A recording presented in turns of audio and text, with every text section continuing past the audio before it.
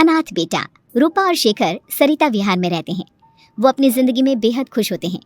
दोनों का शौर्य नाम का एक बेटा भी होता है, जिस पर दोनों ही अपनी जान छिड़कते हैं। शेखर, अब तो आप शौर्य को अपनी गोद से नीचे उतार दीजिए, उसके सोने का टाइम हो रहा है। नहीं रूपा, इसे मेरे पास ही रहने दो प्लीज। मैं थोड़ी देर में इसे बिस्तर में सुला दूंगा।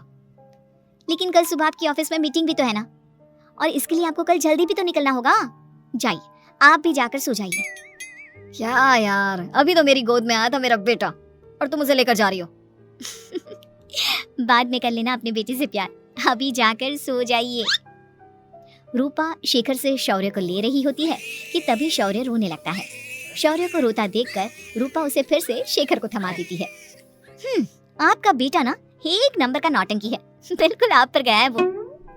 साफ बोलो ना, तुम्हें जलन होती है हम दोनों बाप बेटे का प्यार देखकर।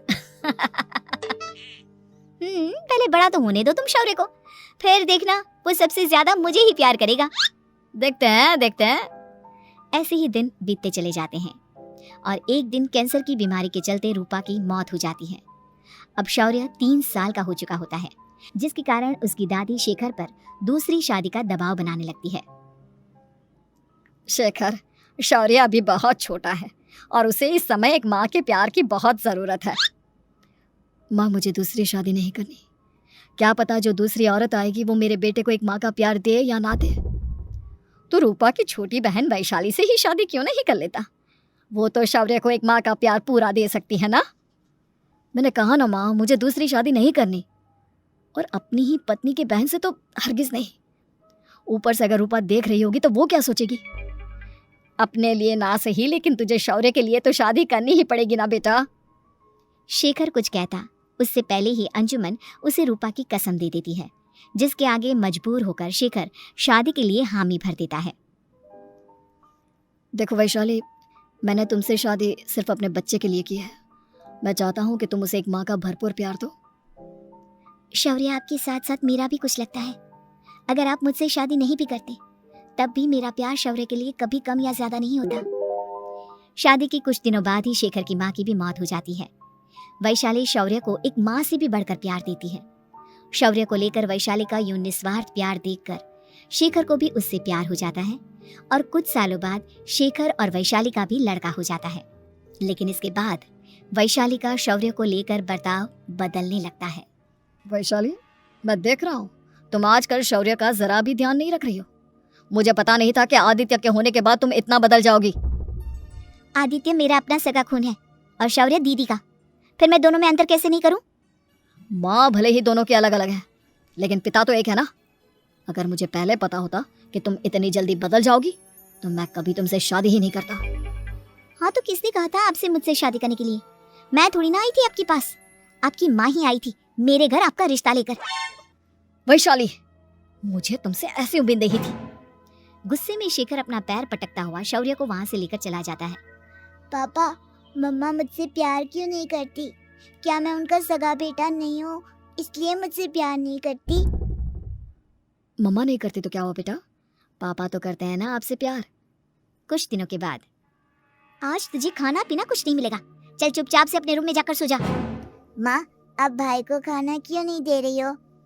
बेटा तू आराम से खाना खा, इस नालायक की चिंता मत कर। एक दिन खाना नहीं खाएगा तो मर नहीं जाएगा ये। अगर भैया नहीं खाएंगे तो मैं भी नहीं खाऊंगा। तू अपने भाई का भक्त क्यों बन रहा है?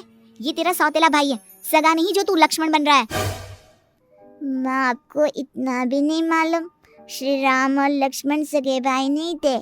श्री राम माता कौशल्या और लक्ष्मण माता सुमित्रा की कोख से जन्मे थे। दोनों के सिर्फ पिता एक थे, लेकिन माँ अलग थी। मुझे ज्यादा ज्ञान देने की जरूरत नहीं है, ये सतयुग और त्रेता युग नहीं है, समझे? आया बड़ा भाई का चमचा।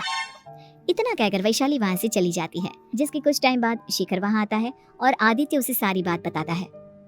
मुझे माफ कर दो शौर्य, तुम्हारी माँ के जाने के बाद मुझे दूसरी शादी का फैसला करना ही नहीं चाहिए था। अगर मैं दूसरी शादी नहीं करता तो शायद आज तुम्हारी ये हालत ना होती। नहीं पापा, अगर आप शादी नहीं करते तो मुझे आदित्य जैसा छोटा भाई कभी नहीं मिलता। थैंक यू मुझे इतना अच्छा भाई देने के लिए। तुम दोनों हमेशा ऐसे ही साथ रहना, फिर कोई भी तुम दोनों का कुछ नहीं बिगाड़ पाएगा। चलो, मैं तुम दोनों को आइसक्रीम खिला कर लाता हूँ। बहुत भूख लग रही है ना? शिखर शौर्य और आदित्य को आइसक्रीम दिलाने लेकर जाता है। वो दोनों को पार्क में खड़ा करके आइसक्रीम लेने जा ही रहा होता है, तभी तेज रफ्तार से आती हुई एक गाड़ी उसे कुचल देती है और उसी पल शेखर की मौत हो जाती है, जिसके बाद शौर्य की जिंदगी नर्क से भी बदतर हो जाती है। सुन रहे चिरकुट, इस घर के किसी भी सामान को मेरी मर्जी के बगैर हाथ मत लगाना। इन सब पर अब तेरा कोई हक नहीं है, समझा? ठीक है माँ, मैं आपकी इजाजत के बगैर किसी चीज को हाथ नहीं लगाऊंगा। चल जाकर अब पूरे घर की सफाई कर। महज 7 साल का शौर्य वैशाली के कहने पर अपने नन्हे नन्हे हाथों से पूरे घर की सफाई करने लगता है। ऐसे ही दिन बीतने लगते हैं, लेकिन मासी से माँ बनी वैशाली को उस मासूम से बच्चे पर जरा भी तरस नहीं आता। क्यों शौर्य, ये घर में इतनी गंदगी कैसे हो रही है? ढंग से सफाई नहीं की है क्या तूने? माँ, मैंने तो अच्छे से सफाई की थी, लेकिन आदित्य बार बार इधर उधर चलकर गंदा कर देता है। अच्छा, खुद से एक काम ढंग से नहीं होता और अपनी गलतियों का जिम्मेदार मेरे बेटे को ठहराता है। इतना कहकर वैशाली बांस का डंडा उठाकर शौर्य को जोर जोर से मारने लगती है। तभी वहां वैशाली के मायके वाले भी आ जाते हैं और उसकी सारी करतूतें देख लेते हैं। माँ, मैं ऐसा क्या करूं जिससे आप मुझे भी आदित्य के जितना प्यार करोगी? बोलिए ना माँ, मेरे क्या करने से आपके अंदर मेरे लिए ममता जागेगी? वैशाली शौर्य की एक नहीं सुनती, उसके ऊपर डंडे बरसाती जाती है। हद पार होते देख वैशाली की माँ उसका हाथ पकड़ती है और जोर से उसे थप्पड़ मारती है। यही सब करने के लिए तूने दामाद जी से शादी की थी? हमने सपने में भी तुझसे ऐसी हरकत की उम्मीद नहीं की थी। तू माँ नहीं, माँ के नाम पर एक धब्बा है।